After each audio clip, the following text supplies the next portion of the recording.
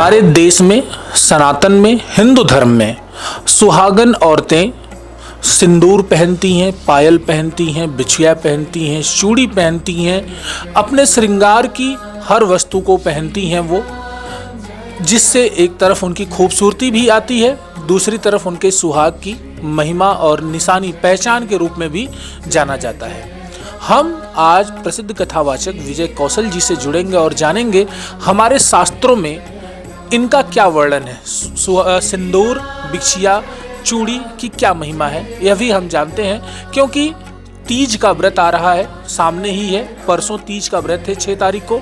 हमारे देश की लगभग हर महिला सुहागन अपने पति की लंबी उम्र के लिए तीज का व्रत रखेगी। तो इसलिए यहाँ पर यह संदर्भ, यह प्रसंग उठता है कि आखिर सनातन धर्म में, शास्त्र में इन वस्तुओं का क्या महिमा है, क्या वर्णन है, जानते हैं हम भी विजय कौशल जी से।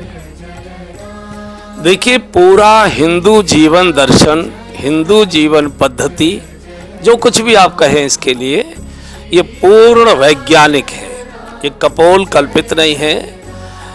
जैसे आपने श्रृंगार की चर्चा की, हम शरीर पर पुरुष भी वैसे के वैसे ही आभूषण धारण करते थे जैसी माताएं बहनें करती हैं।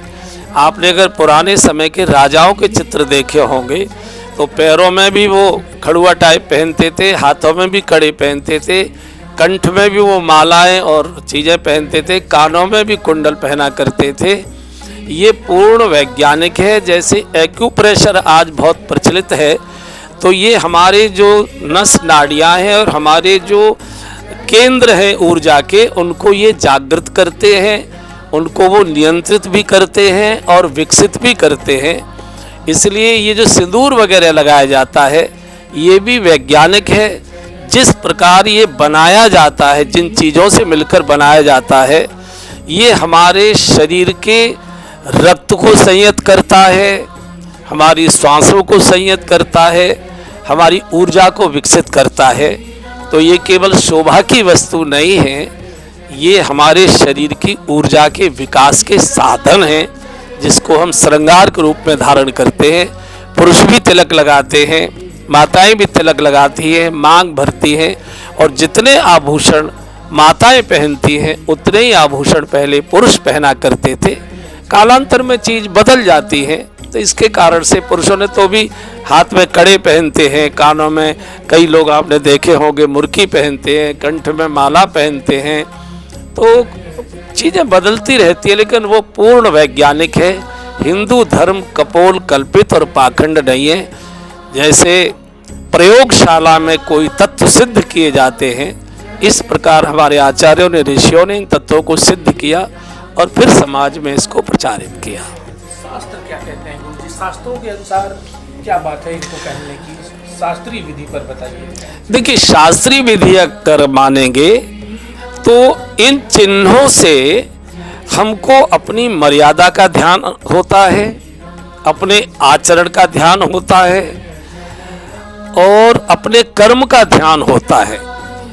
जैसे मैं उदाहरण दूं कि आप अगर माथे पर तिलक लगाए हुए हैं और कंठ में आप तुलसी आदि की या रुद्राक्ष की माला पहने हुए हैं, मैं समझता हूँ तिलक लगाया हुआ माथा किसी बहन बेटी को छेड़ नहीं सकता। या तो उसे तिलक मिटाना पड़ेगा या तो फिर वो छेड़छाड़ छोड़नी पड़ेगी। तो ये हमारे जीवन को संयत रखने वाले ये बड़े वैज्ञानिक तत्व हैं और शास्त्रों में इसी का वर्णन है। ये जो हमारा वेश है, परिवेश है, ये हमको नियंत्रित करता है। आचार्यों ने शास्त्रों के माध्यम से इसका वर्णन किया है, उसका अध्ययन करते हैं हम लोग, पढ़ते हैं और उनका फिर हम लोग पालन करते हैं, जो हमारे शरीर पर चिन्ह दिखाई देते हैं।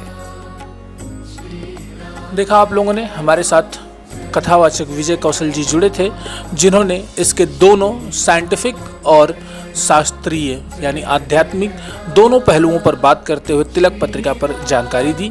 मैं देवेश पांडे, अयोध्या।